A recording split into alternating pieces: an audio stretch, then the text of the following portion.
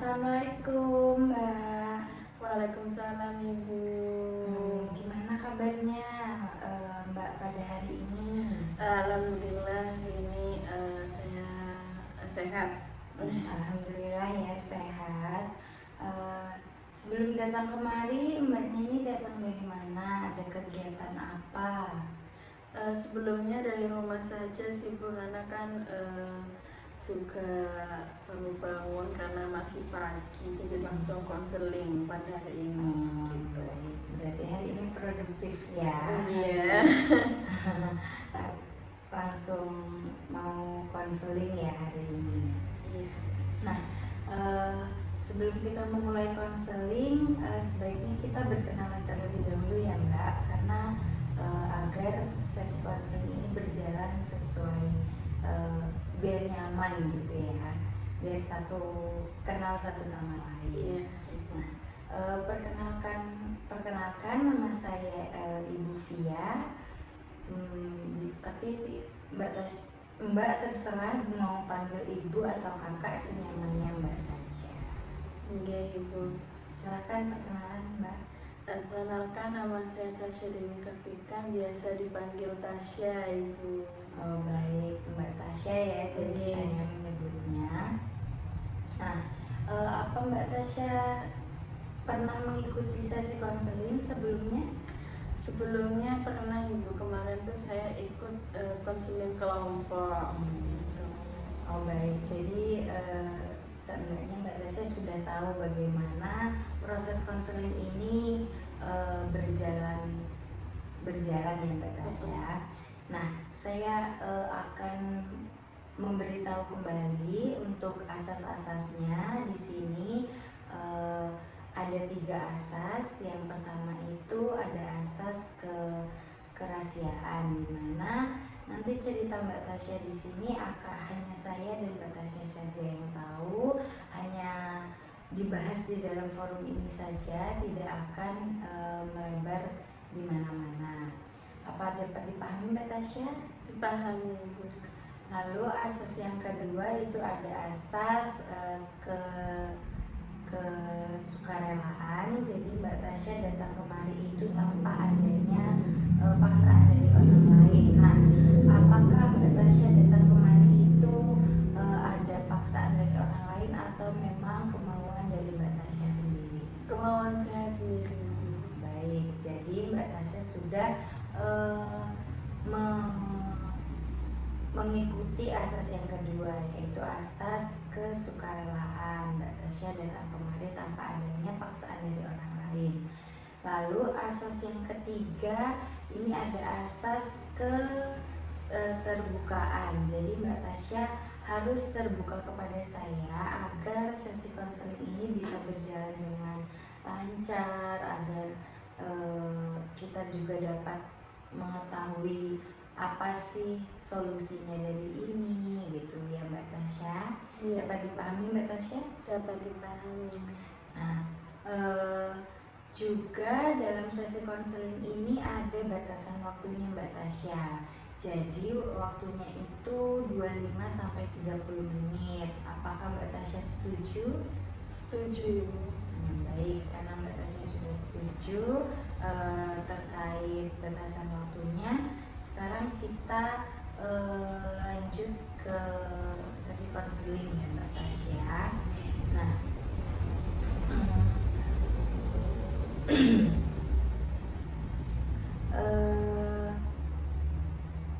boleh Mbak Tasya ceritakan Mbak Tasya ini sedang mengalami apa? Saya kan juga sedang menembus semester 5 nih Ibu. Jadi saya tuh kayak merasa takut gitu loh Ibu, takut kalau nilai saya tuh bakalan turun gitu. Jadi saya tuh kayak sering overthinking dan juga mungkin hal-hal yang seharusnya tidak dipikirkan gitu Ibu. Baik, jadi Mbak Tasya mengalami ketakutan nilainya turun di semester 5 ini ya Mbak Tasya. Nah, kalau untuk di semester 5 ini emang kegiatannya padat sekali Mbak Tasya.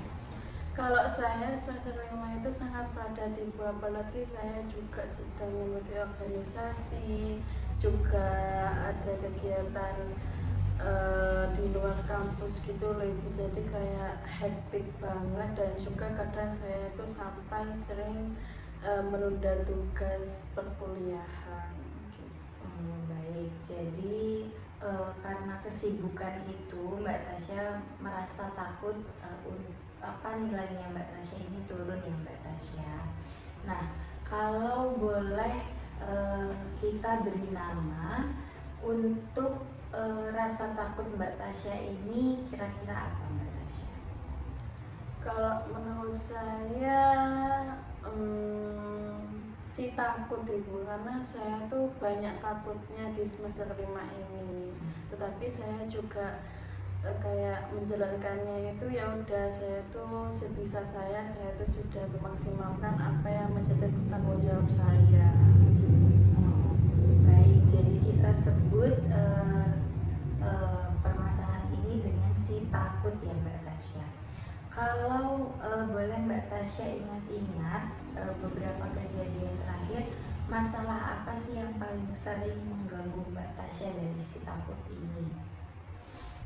Yang sering mengganggu saya ya overthinking saya sih Ibu. Jadi saya tuh kayak sering mikir gimana ya nilainya nanti kalau udah KHS keluar, gimana kalau nanti setelah aku mengerjakan semuanya, memaksimalkan semuanya itu gak sesuai sama ekspektasi aku gitu. Oh baik, jadi yang paling menekan itu overthinkingnya Mbak Tasya. Jadi pemikirannya Mbak Tasya yang terlalu berlebihan, jadi membuat rasa takut itu semakin kuat ya Mbak Tasya. Yeah. Nah, baik, kita coba beri jarak saja dari masalah ini. Kalau misalnya si takut itu bukan semacam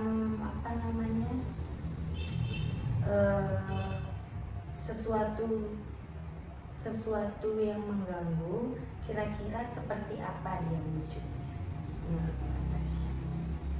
Kalau menurut saya wujudnya itu seperti bayangan ya Ibu, karena kayak dia itu selalu mengikuti saya dan juga membuat saya itu ingin selalu melihat ke si takut ini gitu. Baik, jadi itu Mbak Tasya menyebutnya bayangan takut ya Mbak Tasya. Dan itu datang mengganggu, tapi Mbak Tasya ini tetap harus memiliki kendali untuk mengatur jaraknya ya Mbak Tasya. Nah, sekarang kita akan mencoba melihat hubungan Mbak Tasya dengan si bayangan takut ini. Nah, menurut Mbak Tasya, dari mana sih bayangan takut ini itu muncul? Atau siapa yang membuatnya itu tumbuh semakin kuat? Sejak saya mengikuti organisasi sih, kan sebelumnya semester 1 sama 2 kan saya kan nggak ikut organisasi nih. Jadi saya tuh kayak enjoy aja gitu loh untuk menjalani perkuliahan. Nah setelah saya mengikuti organisasi itu kayak sering timbul gitu overthinkingnya, rasa takutnya tuh semakin besar dan juga semakin kuat, karena saya tuh kayak merasa aku lebih fokus ke organisasi daripada ke perkuliahanku, sedangkan aku di sana tuh kewajibannya untuk berkuliah. Jadi saya itu kayak merasa kayaknya aku mengambil kuliahku daripada organisasiku gitu. Oh baik, jadi yang paling muncul itu adalah ketika Mbak Tasya mengikuti organisasi. Jadi Mbak Tasya meninggalkan tujuan utama Mbak Tasya, yaitu berkuliah. Nah,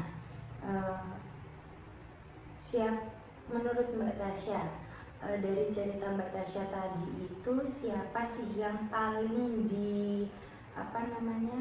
yang paling diuntungkan dari cerita Mbak Tasya tadi?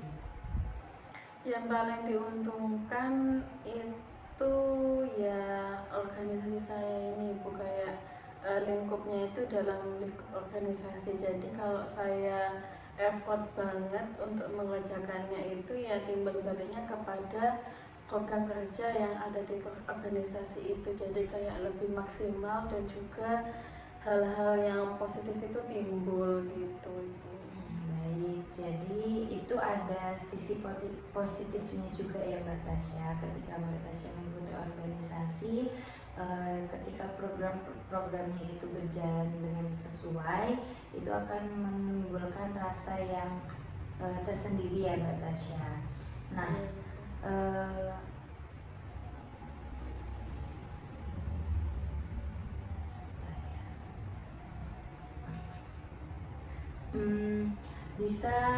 sekarang bisa Mbak Tasya ceritakan lagi momen ketika Mbak Tasya ini bisa berhasil melawan si bayangan takut ini. Saya itu pernah bisa melawan si Bu sesekali ketika saya itu banyaknya tugas itu sudah menumpuk.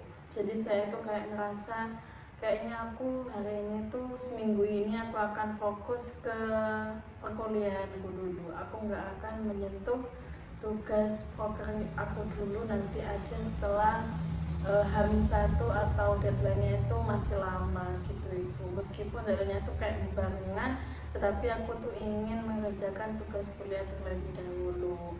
Jadi kalau di sana tuh kayak aku tuh bisa mengatasi gimana aku itu lebih produktif lagi di perkuliahan daripada di organisasi.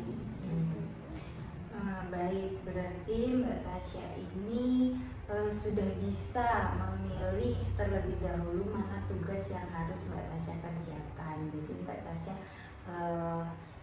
mengerjakan tugas kuliahnya terlebih dahulu, lalu nanti baru jika sudah selesai Mbak Tasya mengerjakan tugas-tugas yang lainnya, gitu ya Mbak Tasya. Nah, kan dari situ Mbak Tasya sudah memiliki kekuatan tersendiri. Nah, kalau sekarang kita beri nama pada kekuatan itu, kira-kira apa yang cocok untuk kekuatan itu Mbak Tasya? Kekuatan yang ada dalam diri saya itu mengenai saya itu lebih berani sih Bu, karena kan saya kan sudah tahu resikonya saya mengikuti organisasi dan juga perkuliahan itu seperti apa. Jadi saya tuh kayak lebih berani lagi dan juga tahu nilai tanggung jawab dalam diri aku tuh seperti apa gitu. Bagus sekali Mbak Tasya. Sekarang kita sudah memiliki dua tokoh ya. Yang pertama itu tadi terkait bayangan takut itu. Yang kedua, Mbak Tasya memiliki memberikan nama si pemberani ya Mbak Tasya. Nah, dalam cerita baru ini kira-kira bagaimana si pemberani ini membantu Mbak Tasya menghadapi ketakutan itu? Kalau si berani ini bisa Bu lebih kuat dan juga melawan si takut ini ketika memang dalam dorongan diri saya itu lebih kuat. Jadi saya tuh kayak merasa kayaknya aku harus lebih berani lagi dan juga bisa loh untuk menolak dan juga menyisihkan waktuku untuk mengerjakan tugas perkuliahan daripada tugas organisasi. Jadi di sana tuh kayak si pemberani itu lebih dominan daripada si takut, begitu Ibu. Setelah si pemberani ini muncul dan juga dia bisa mengendalikan si takut ini, perasaan yang muncul itu seperti apa Mbak Tasya? Rasanya saya itu tuh kayak tenang gitu loh Bu. Jadi saya tuh kayak lebih lega aja ketika saya sudah menyelesaikan tugas perkuliahanku terlebih dahulu. gitu Ibu. Jadi jika si pemberani ini sudah bisa mengatasi rasa takut itu, perasaan yang Mbak Tasya alami itu senang ya Mbak Tasya, lega juga gitu ya. Nah kalau orang yang di dalam hidup Mbak Tasya yang paling mendukung si pemberani ini, kira-kira siapa Mbak Tasya? Mungkin dari teman, mungkin dari orang tua. Tentunya teman saya ya Ibu di masa perkuliahan ini juga, dan juga teman-teman di organisasi. Jadi saya tuh kayak mendapatkan dukungan kalau memang hal-hal yang membuat saya happy dan juga panik dalam kegiatan keduanya ini, ya tetap dalam diri saya terus lebih tanggung jawab lagi gitu.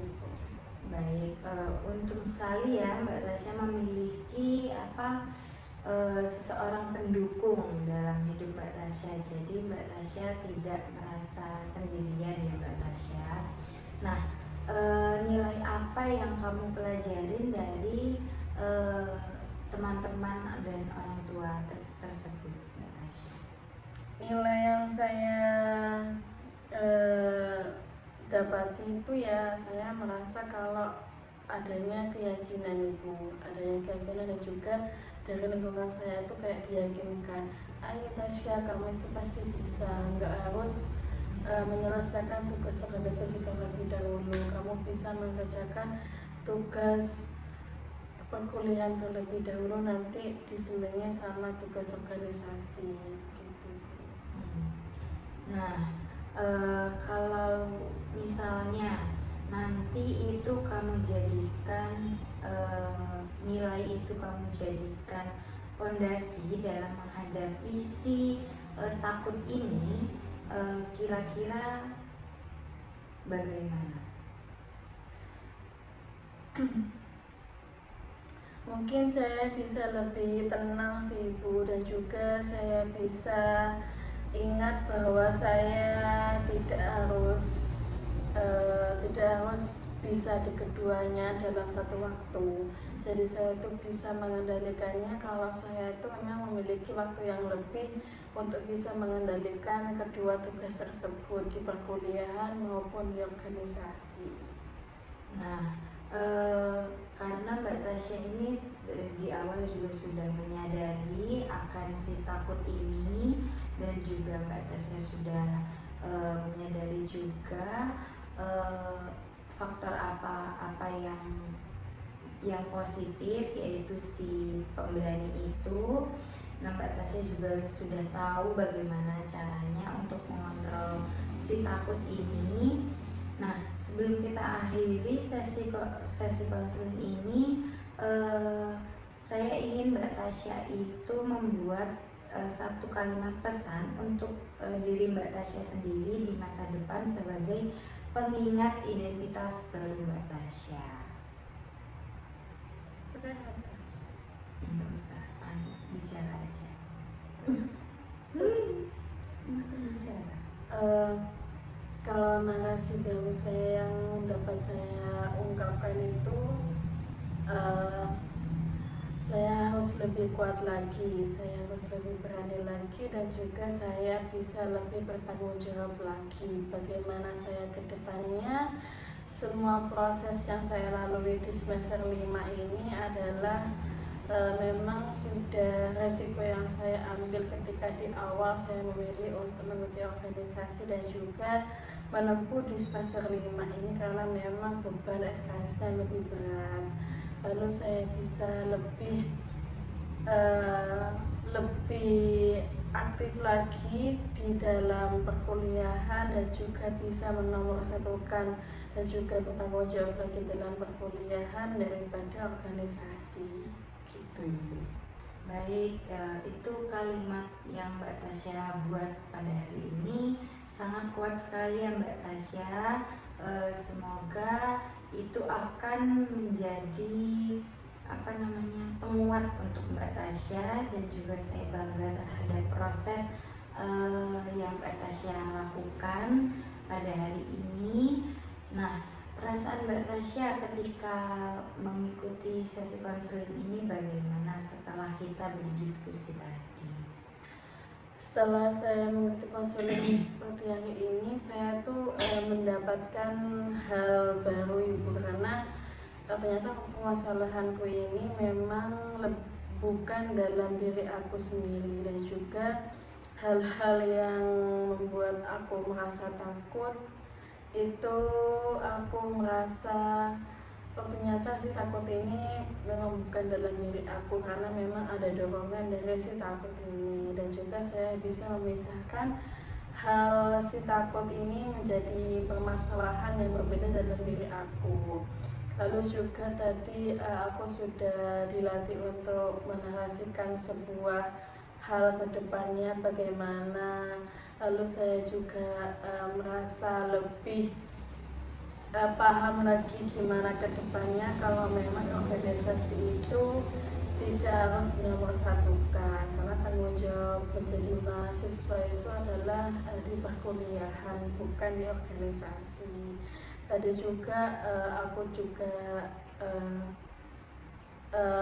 mendapatkan momen kalau memang si takut ini memiliki rasa pemberani yang lain. Jadi saya tuh kayak merasa si takut ini bisa dilawan oleh si pemberani yang memang ada dalam diri saya, begitu. Baik, bagus sekali Mbak Tasya. Benar apa yang dikatakan oleh Mbak Tasya, semuanya itu benar. Kita harus memfokuskan tugas utama kita terlebih dahulu, baru kita menyelesaikan tugas-tugas yang lainnya, begitu. Dan juga untuk rasa takut itu jangan terlalu dibiarkan, karena itu nantinya akan menghambat segala pekerjaan yang akan Mbak Tasya lakukan. Nah, maka dari itu adanya si pemberani ini akan mendorong Mbak Tasya untuk menjadi pribadi yang lebih baik lagi, begitu Mbak Tasya. Nah, karena sesi konseling kita juga sudah habis ya Mbak Tasya, bagaimana kalau kita akhiri saja? Apakah Mbak Tasya setuju? Setuju Ibu. Dan nantinya kalau Mbak Tasya ingin melakukan sesi konseling lagi, Mbak Tasya bisa menghubungi saya saja lagi. Jangan sungkan-sungkan ya Mbak Tasya. Iya Ibu. Ya, terima kasih Mbak Tasya. Terima kasih banyak Ibu atas konseling hari ini. Masih 18 deh. Ya udah bisa Dilambatin. Anjir.